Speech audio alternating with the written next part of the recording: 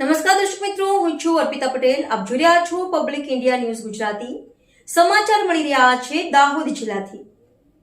Bogus ST પ્રમાણપત્રના આધારે સરકારી નોકરી મેળવનારાઓ સામે કડક કાર્યવાહી કરવાની માંગ. બંધારણીય હકોનું હનન કરનારાઓ સામે રાજ્ય સરકાર પગલાં ભરે. તારીખ 23/6/2026 દાહોદ જિલ્લાના ધાનપુર અને દેવગઢ બારિયા તાલુકામાં કેટલાક શિક્ષકો દ્વારા કથિત રીતે બોગસ અનુસૂચિત જનજાતિ પ્રમાણપત્રોના આધારે સરકારી નોકરી મેળવવામાં આવી હોવાના ગંભીર આક્ષેપોને લઈ આજે જિલ્લા કલેક્ટર મારફતે ગુજરાત રાજ્યના માનનીય મુખ્યમંત્રીને રજૂઆત કરવામાં આવી હતી. આવતીકાલે મુખ્યમંત્રી ગરબાડા તાલુકાની મુલાકાતે આવનાર હોવાથી આ મુદ્દે સીધી રજૂઆત માટે મુલાકાતની માંગ કરવામાં આવી છે. રજૂઆતમાં જણાવાયું છે કે ભારતના બંધારણની કલમ 15, 4, 16, 4, 46 તથા અનુસૂચિત જનજાતિઓને આપવામાં આવેલી અનામતની જોગવાઈઓનો મુખ્ય હેતુ સામાજિક અને શૈક્ષણિક રીતે પછાત વર્ગોને સમાન તક અને ન્યાય આપવાનો છે.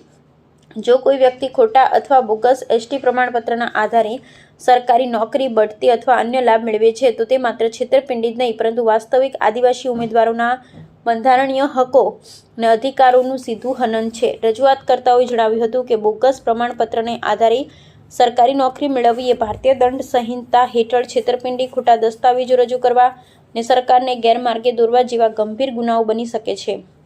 આવા કિસ્સાઓમાં જાતિ પ્રમાણપત્રોની સઘન તપાસ કરી દોષિત સામે કાયદેસરની કાર્યવાહી કરવી અને ગેરકાયદેસર રીતે મેળવેલા લાભો રદ કરવા જરૂરી છે.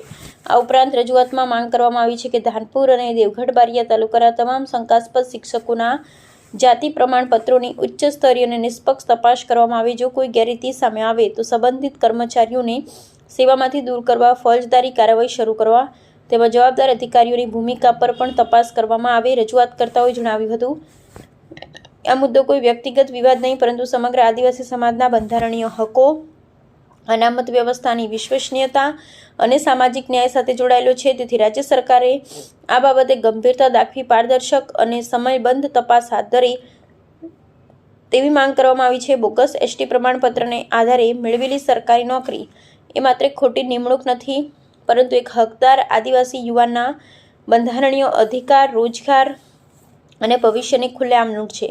જો આક્ષેપો સાચા હોય તો દોષિતો સામે કડક કાર્યવાહી કરી અનામત વ્યવસ્થાની પવિત્રતા જાળવવી સરકારની બંધારણીય જવાબદારી છે. પબ્લિક ઇન્ડિયા ન્યૂઝ, જસુભાઈ ગણાવા અને અમે સત્યની સાથે.